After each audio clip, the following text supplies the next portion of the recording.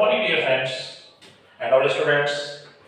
Doctor classes का unit geography मैं आपके सामने आज पढ़ा रहा हूँ इंडियन ज्योग्राफी। इंडियन ज्योग्राफी पढ़ाऊंगा मैं उत्तर पूर्वी भारत। तो मेरे प्यारे बच्चों, सबसे पहले जब उत्तर पूर्वी भारत की बात करते हैं तो आपने देखा होगा उत्तर पूर्वी भारत को बहुत ज्यादा बढ़ावा दिया जा रहा है। वहाँ 50,000 मेगावाट की तो बिजली उत्पादन जल उत्पादन क्षमता है। पूर्वोत्तर राज्य क्योंकि पहाड़ी राज्य प्लेन एरिया नहीं है तो वहाँ 200 जनजातियां लगभग पाई जाती हैं। हमारे माननीय गृह मंत्री श्री अमित शाह जी बार बार जैविक खेती के लिए उत्पादित कर रहे हैं, जैसा कि आपने देखा होगा। जैविक खेती के लिए उत्पादित किया जा रहा है और उनके लिए बढ़ावा देने के लिए एक तो पर्यटन, क्योंकि लोग घूमने के लिए जाते हैं, जैसे हम भी जाते हैं, सर्दियों में अधिकारी लोग जाते हैं और लोग जाते हैं। वहाँ घूमने का तात्पर्य सिर्फ यही होता है उत्तर पूर्वी भारत को पर्यटन के लिए बढ़ावा देना और फ्लोरिकल्चर मतलब फूलों बागानी खेती के लिए। दो चीजों का वहां विशेष ध्यान है। इसीलिए सिक्किम के अलावा 7 राज्यों को, सिक्किम तथा 7 अन्य राज्यों को सेवन सिस्टर के नाम से जाना जाता है, 7 बहनों के नाम से, जो पूर्वोत्तर राज्य में अरुणाचल प्रदेश, मेघालय, मणिपुर, ये 7 सिस्टर्स हैं। क्योंकि ये सारी की सारी जो हैं ये वो क्षेत्र हैं कि जहां बहुत कम पैदावार होती है ना। तो जो मैं कहूँ उत्तर पूर्वी भारत से जरूर सवाल पूछे जाएंगे। जैसे कल आरओ का पेपर हुआ, मेरा खुद का भी पेपर था, तो उस पेपर को देने से मुझे ये महसूस हुआ कि जो डेस्क्रिप्टिव नहीं पढ़ेगा, जो हर मोमेंट को ध्यान नहीं रखेगा, बेटा उसका एग्जाम नहीं निकल पाएगा, है ना। तो उत्तर पूर्वी भारत के बारे में जैसे हम बात करेंगे, उत्तर पूर्वी भारत पहली बात ये लिखेंगे है क्या, लिखो सिक्किम के साथ जो होते हैं उसे नोट डाउन करते रहिएगा जो मैं कहा करूं। बाकी तो मैं पीडीएफ डाउनलोड करता रहता हूं, बाकी फिर भी कोशिश ये किया करो कि अपना नोट डाउन किया करो, क्योंकि मैं भी ऐसी बात नहीं है, मैं ऑलरेडी पीसीएस इंटरव्यू दे रहा हूं तो मुझे पता है कि कहां से कितना आना, इतना तो मुझे पता है, किस बच्चे को कितना चाहिए ये भी मुझे पता है। तो आप सभी लोगों से मेरा आग्रह है कि सभी लोग बहुत अच्छे से इसे तैयार करें और अपना नोट्स आपके साथ बनाते चलें। यह सिक्किम तथा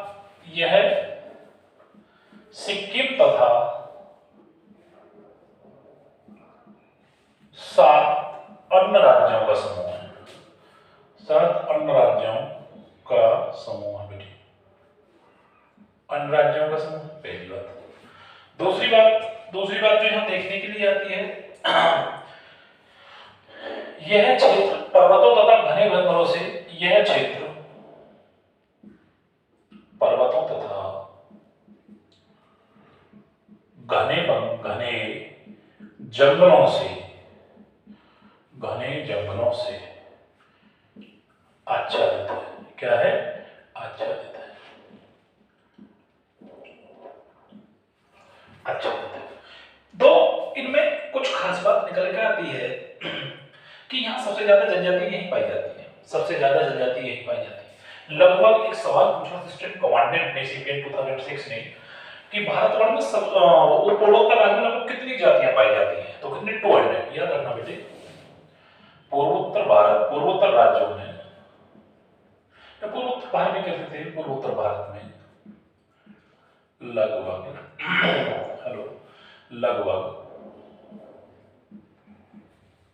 200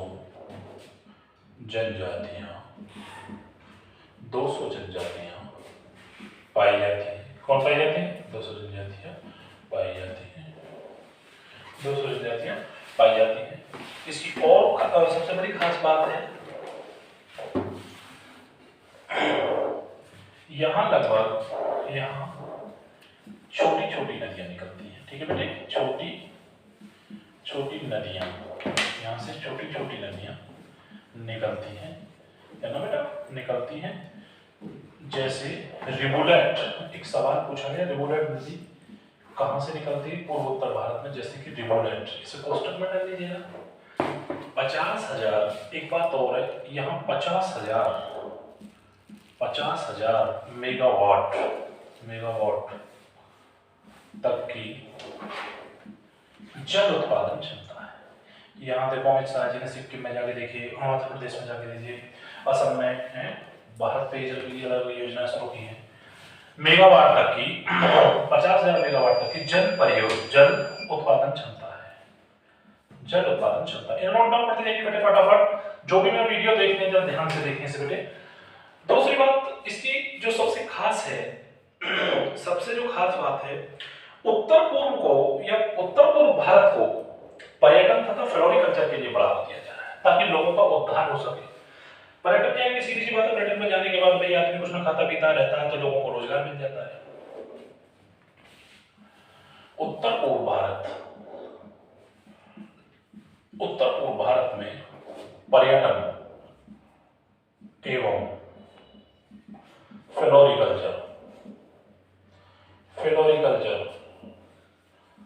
फ्लोरिकल्चर को बढ़ावा मिल रहा है, बढ़ावा दिया जा रहा है, ठीक है ना, दिया जा रहा है।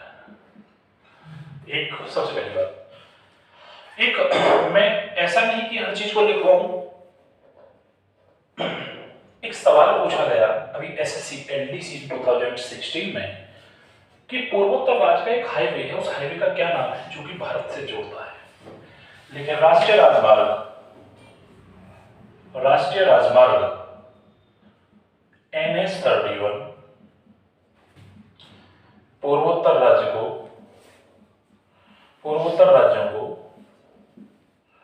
भारत से जोड़ता है। वेरी इंपॉर्टेंट, ट्रिपल स्टार लगा दीजिए बेटे इस पे, पूर्वोत्तर राज्यों को जोड़ता है। तो मैं पहली बात कह रहा हूं, ये पूर्वोत्तर राज्यों को जोड़ने वाला है। सबसे पहले पूर्वोत्तर राज्यों को जोड़ता है, पूर्वोत्तर राज्यों को जोड़ता है। एक बात और है, एक सवाल और पूछ लिया अभी है यूपी की अभी परीक्षा में उत्तर प्रदेश की में कि यह किस गलियारे से, यह सिलीगुड़ी के गलियारे से निकल, यह है एक जगह पड़ती है वेस्ट बंगाल में सिलीगुड़ी, यह सिलीगुड़ी गलियारे, जिसे नहीं पता हो वेस्ट बंगाल लिख दीजिएगा सिलीगुड़ी के नीचे, है ना, पोस्टर में, गलियारे से निकलता है। इसका एक उपनाम है, इसे दिल्ली पुलिस हेड कांस्टेबल में पूछा गया सवाल है, इसे क्या बोलते हैं, चिकन नेक बोलते हैं, CHICKEN, chicken neck, chicken neck, NECK, chicken neck से जाना जाता है।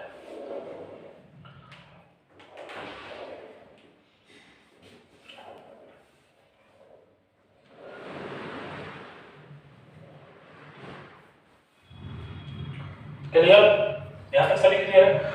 मैं सभी को बता दूं, सिक्किम का सबसे बड़ा 7 राज्यों को यहाँ क्षेत्र पर घने जंगलों से जुड़ा है। पूर्वोत्तर भारत लगभग 200 जनजातियां पाई जाती हैं। यहाँ छोटी छोटी नदियां निकलती हैं। 50,000 मेगावाट तक की जल उत्पादन क्षमता है। फ्लोरिकल्चर के लिए बढ़ाया जा रहा है। भारत को जो जोड़ा जा रहा है, भारत को जोड़ने का मतलब है कि लगभग NH-31 से भारत को जोड़ता है, जो सिलीगुड़ी गलियारे से निकलता है उसे NH-31 के नाम से हम जानते हैं। ये कुछ महत्वपूर्ण बिंदु हैं जिनमें से सवाल अवश्य आता है आपसे। अब भारत के पर्वत क्षेत्र बताइए, पर्वत या पर्वत के प्रकार। पर्वत देखा हुआ सबसे बड़ा पर्वत विश्व है हिमालय पर्वत। हिमालय पर्वत उसकी अद्भुत है, अद्भुत इसलिए भारत के लिए क्योंकि ठंडी पवन नहीं आने देता, सर्दी में होने वाली बारिश का कारण भी वही है कि नहीं, जैसे कि बहुत सर्दी पड़ रही है तो सर्दी में हमारे दुश्मनों से रक्षा करता, कहते हैं हिमालय पर्वत की विशेषता बताइए। छोटी छोटी क्लासों में सशस्टी के सवाल होता है। तो भारत के पर्वत देखिए, भारत के पर्वत हेडिंग ले लेंगे, भारत के पर्वत। बेटा हर चीज को याद करेंगे, भारत के पर्वत, भारत के पर्वत। पर्वतों का निर्माण निम्न प्रकार होता है। देखो पर्वतों का जो निर्माण है, पर्वतों का निर्माण वो निम्न प्रकार होता है।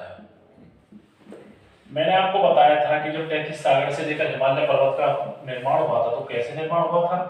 नंबर 1 है वलित पर्वत। कौन सा है बेटे, वलित पर्वत। वलित पर्वत कहते हैं फोल्ड माउंटेन। क्या कहते हैं, फोल्ड माउंटेन। इंग्लिश में इसे फोल्ड माउंटेन के नाम से जाना जाता है, मतलब कि मुड़ा हुआ पर्वत कि फोल्ड माउंटेन होता है।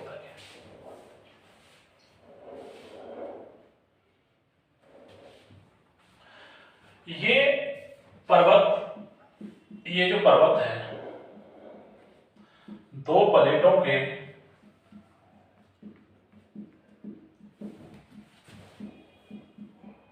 टकराने के बाद निर्मित होता है।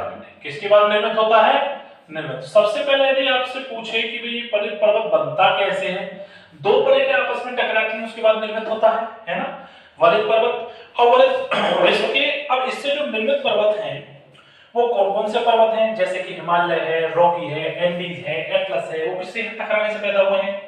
मैंने बताया था पृथ्वी फटने के बाद में इस तरह विखंडित हुई, विखंडित होने के बाद 33 सागर था, 33 सागर से टकराने के बाद वो मलबा बिखरता गया और ऊपर जाने के बाद क्या बन गया?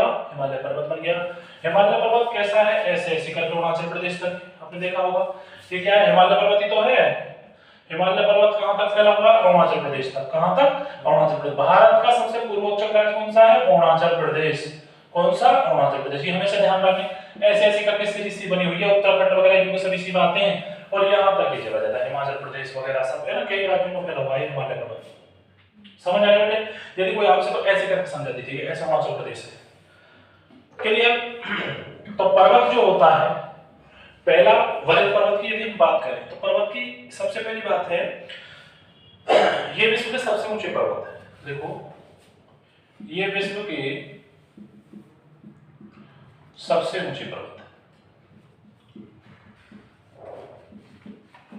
सबसे ऊंचे पर्वत है। नंबर 1 है हिमालय पर्वत, नंबर 1 है हिमालय पर्वत, हिमालय पर्वत। हिमालय पर्वत के बाद अगला आता है रॉकी एंडीज। नाम क्या है सर? रॉकी पर्वत, वैसे नाम क्या दो है वैसे ही कर लीजिए, रॉकी पर्वत,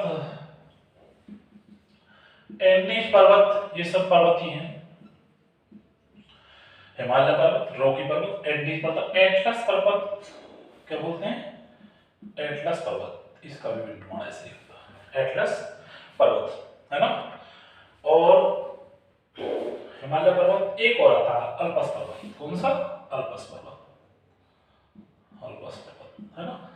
तो बेटे सबसे बड़ा हिमालय पर्वत, रॉकी पर्वत, एंडीज पर्वत, एटलस पर्वत, ये सारे पर्वत होते हैं। ये विश्व के सबसे ऊंचे पर्वत हैं, जो विश्व के ऊंचे पर्वतों में निर्माण होता है ना।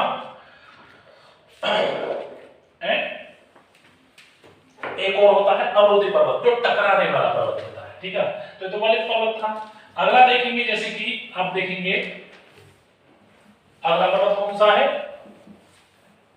अवरोधी पर्वत, अवरोधी पर्वत, ठीक है बेटे। अवरोधी पर्वत के बारे में ऐसे में देखेंगे बेटा, ब्लॉक माउंटेन। क्या लिखेंगे बेटा? ब्लॉक माउंटेन, ब्लॉक माउंटेन के नाम से जानते हैं, है ना, ब्लॉक माउंटेन।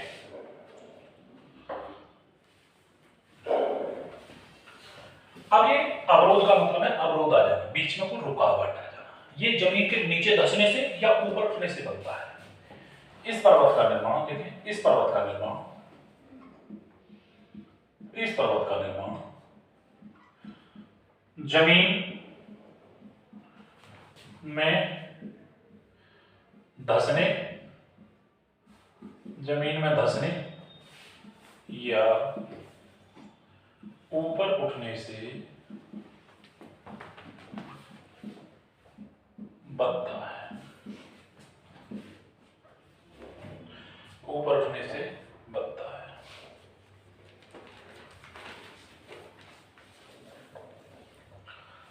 और इसमें फेमस है जर्मनी का ब्लॉक पर्वत। मैंने आपने पढ़ाया था आपको, बड़ा जो जर्मनी का ब्लॉक पर्वत है, ब्लॉक, ब्लॉक माउंटेन है या ब्लॉक पर्वत लिख लीजिए, जर्मनी का पर्वत। पाकिस्तान का साल्ट पर्वत है, पाकिस्तान का कौन सा है? साल्ट पर्वत है। मतलब मेरा कहने का मतलब यह है कि जब जमीन टूट कर प्लेटें धंस जाती हैं या कहीं उभर जाती हैं, उस बने हुए पर्वत को अवरोधी पर्वत मतलब ब्लॉक माउंटेन कहते हैं। क्या कहते हैं बच्चों? ब्लॉक माउंटेन कहते हैं। पाकिस्तान का साल्ट पर्वत है, पाकिस्तान का साल्ट पर्वत है। क्लियर? तो इस तरह से हम आगे वो करते जाएंगे, समझेंगे चीजों को, जो भी हमारे सामने है उन चीजों का हम एक निवारण भी करेंगे और इसी तरह से हम उस पर काम करते रहेंगे। एक और है भारत के अंदर ही, जब नीचे को चलेगी सीरीज, क्योंकि भारत यहाँ खत्म नहीं हो जाता, भारत तो ऐसे चलता है, मानोगे नहीं। फिर नीचे भी तो आता है, मध्य भारत भी है, सतपुड़ा है, सतपुड़ा, ठीक है, सतपुड़ा है, सतपुड़ा के बाद अन्नामलाई है, नीलगिरी है, ये भी तो क्या है?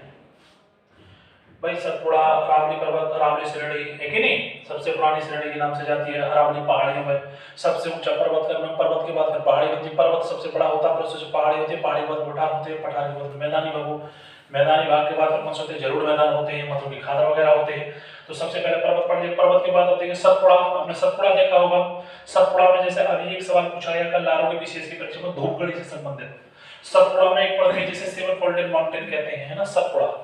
ठीक है, सतपुड़ा पर्वत, सतपुड़ा पहाड़ी, सतपुड़ा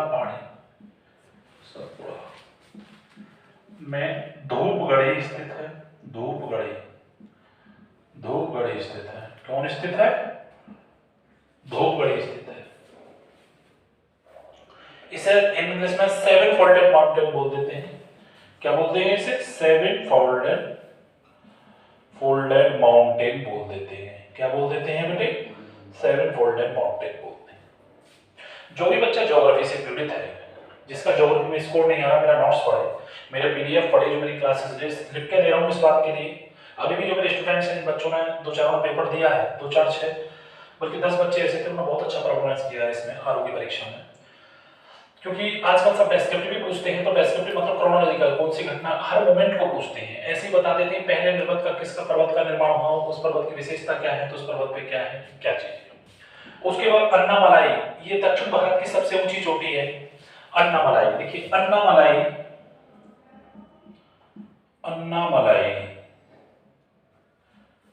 यह है दक्षिण भारत की सबसे ऊंची चोटी है। क्या है? सबसे ऊंची चोटी है, सबसे ऊंची चोटी है। नीलगिरी पर्वत के बारे में बताना चाहूंगा। ये है पश्चिमी घाट, ये मान के चलिए मेरे प्यारे बच्चों, ये है पूर्वी घाट। इन दोनों घाटों को यहाँ आकर मिलता है तमिलनाडु के अंदर। कहाँ? तमिलनाडु, जो नीचे होगा इसे तमिल मानिए। क्या? तमिलनाडु। ये कि नक्शा नहीं बनाया, केवल आपको समझाने के लिए। तमिलनाडु में ये दोनों पहाड़ी होती है। सवाल बनता है पश्चिमी घाट ये है, पूर्वी घाट ये है, यहाँ नमी ज्यादा रहती है तो यहाँ जैव विविधता सर्वाधिक रहती है। कहाँ रहती है जैव विविधता? सर्वाधिक यहाँ रहती है। जैव कहाँ ज्यादा पाए जाएंगे? जहाँ नमी रहेगी वहां जैव ज्यादा पाए जाते हैं। यहाँ थोड़ा सा शुष्क रहता है पूर्वी भारत है, यहाँ इतने नहीं पाए जाते। तमिलनाडु में ये पहाड़ी पूर्वी घाट और पश्चिमी घाट की दोनों जो पहाड़ियां मिलती हैं, ये नीलगिरी पर्वत पे जाके मिलती है। नीलगिरी पे कहाँ मिलती है? नीलगिरी पर्वत। तो नीलगिरी कहाँ पड़ती है? तमिलनाडु। पूर्वी घाट और पश्चिमी घाट, इन दोनों पहाड़ियों का यहाँ मिलन होता है कि नहीं? तो इसे नीलगिरी पर्वत के नाम से जाते हैं। नीलगिरी श्रेणी नीलगिरी पहाड़ी के नाम से जाना जाता है। ये उसी का अंश है। पश्चिमी घाट और पूर्वी घाट की सारी श्रेणियां मिलने के बाद में तमिलनाडु में मिल जाती हैं, उसे बोलते हैं नीलगिरी। क्या बोलते हैं? नीलगिरी। ये पूछ लो, नीलगिरी बहुत ज्यादा पूछा जाएगा, ठीक है ना। तो नीलगिरी में एक पहाड़ी है जिसका नाम है दोदा बेटा। कौन सा है? दोदा बेटा। नीलगिरी में एक पहाड़ी है जो सबसे ऊंची मानी जाती है नीलगिरी में, वो है दोदा बेटा। कौन सी? दोदा बेटा। अब सवाल दो तरह से बनता है। नीलगिरी की प्रमुख पहाड़ी का नाम बताइए, दोदा बेटा। तमिलनाडु की प्रमुख पहाड़ी का नाम बताइए, तो भी दोदा बेटा। क्योंकि पश्चिमी घाट और पूर्वी घाट दोनों का मिलन तमिलनाडु में होता है, जिसे नीलगिरी की पहाड़ियां कहते हैं। यहाँ जाकर नीलगिरी की पर्वत मतलब इधर से ये पड़ती है, इधर से पड़ती है, नीलगिरी की तमिलनाडु में जाकर दोनों का अंत हो जाता है। क्लियर? आगे अब पूर्वी घाट में एक है मिजो पहाड़ी। कौन सी है? मिजो पहाड़ी को मिजोरम में मिटा देता हूं मैं इसे। मिजो पहाड़ी एक आती है मिजो, क्या बोलते हैं उसे बेटे? मिजो पहाड़ी। मिजो पहाड़ी मतलब मिजोरम है ना, मिजोरम में पाई जाती है। मैंने आपको प्रमुख विशेषता बताई थी जब मैं आपको वर्ल्ड ज्योग्राफी पढ़ा रहा था कि मिजोरम एक जगह पाई जाती है मासीनरम, मेघालय में मासीनरम। वहां चिरापुंजी में सर्वाधिक बारिश होती है, मासीनरम में सर्वाधिक बारिश होती है। वहां कार्यक्रम को पहाड़ियों से घिरा है। जो भी छोटा मोटा मानसून आता है वहां अत्यधिक वर्षा कर देता है। इसी भी विश्व में सर्वाधिक वर्षा कहां होती है? मासीनरम, चिरापुंजी। मानोगे नहीं मानोगे? खासी, जारो, जयंती, बता दूंगा कैसे है उसके बारे में भी बता दूंगा। भारत के पर्वत हैं ये। एक मिजो पहाड़ी है, और जो मिजो पहाड़ी है वो कौन सी पहाड़ी है, उसे कहते हैं बिलू माउंटेन, मिजो पहाड़ी, जो कि मिजोरम राज्य में स्थित है, मिजो पहाड़ी, इसे बिलू माउंटेन कहते हैं। क्या कहते हैं? बिलू माउंटेन। क्या कहते हैं इसे? बिलू माउंटेन, मिजो पहाड़ी। एक है पूर्वी घाट, पूर्वी घाट में है विशाखापट्टनम। किस जगह है? पूर्वी घाट, पूर्वी घाट कहाँ? विशाखापट्टनम। विशाखापट्टनम कहाँ पड़ता है? आंध्र प्रदेश में, विशाखापट्टनम, है ना? विशाखापट्टनम सबसे बड़ा प्राकृतिक बंदरगाह है विशाखापट्टनम पट्टनम, और ये कहाँ पड़ता है? आंध्र प्रदेश के अंदर। कहाँ पड़ता है बेटा? आंध्र प्रदेश के अंदर। यहाँ एक पोत है, क्या है? पोत है, नेचुरल है वो, सबसे ज्यादा प्राकृतिक है।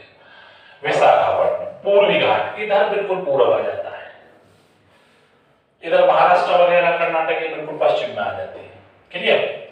छोटा नागपुर का पठार है, छोटा नागपुर का पठार मैंने आपको इस तरह से उस दिन भारत बताया था, वेस्ट बंगाल, उड़ीसा, बिहार, मध्य प्रदेश, छत्तीसगढ़, ठीक है ना बेटा? छत्तीसगढ़ है कि नहीं? छत्तीसगढ़ के बाद कौन सा? आंध्रा में भी है, कुछ चीजें आंध्र प्रदेश है। ये वो राज्य हैं जहां खनन होता है, और खनन से हमारी अद्भुत और बहुमूल्य वस्तुएं, हमारे जीवन उपयोगी यहाँ से वस्तुओं को सिर्फ छोटा नागपुर पठार कह देते हैं। क्या कहते हैं? छोटा नागपुर पठार कह देते हैं। छोटा नागपुर पठार में जो ये छोटा नागपुर पठार है, हमेशा छोटा नागपुर पठार का तो नाम लीजिए, 4-5 स्टेट आते हैं, झारखंड भी है, और बिहार के बाद एक यहाँ झारखंड भी आ जाता है। कौन सा आ जाता है?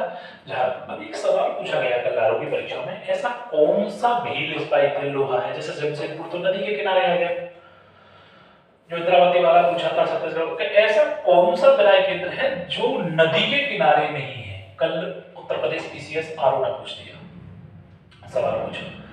तो भाई सभी लोग जरा ध्यान से पढ़ा करें, चीजों को बारीकी से, ध्यान से नहीं, कम पढ़ें परंतु बारीकी से पढ़ें। तो छोटा नागपुर पठार में कौन सा होती है? पारसनाथ। कौन सी है? पारसनाथ। छोटा नागपुर पठार में लिखिए, छोटा नागपुर पठार, छोटा नागपुर पठार है, पठार में ये है पारसनाथ। कौन सी है? पारसनाथ। छोटा नागपुर पठार मतलब पारसनाथ। एक है उत्तरी सह्याद्री, उत्तरी सह्याद्री के नाम से जानी जाती है, उत्तरी सह्याद्री, और उत्तरी सह्याद्री को कालसुवाई कहते हैं। क्या है? कालसुवाई। ये भैया दक्षिण भारत के नाम हैं, जो कालसुवाई, पारसनाथ, पटकाई बूम, है ना, ये सब है। उत्तरी सह्याद्री को कालसुवाई और दक्षिण सह्याद्री को खुद्रेमुख कहते हैं, और दक्षिणी सह्याद्री को, दक्षिणी सह्याद्री को, दक्षिणी यात्री को खुद्रेमुख कहते हैं। क्या कहते हैं? खुद्रेमुख कहते हैं। क्लियर बेटे? खुद्रेमुख के नाम से जाना जाता है।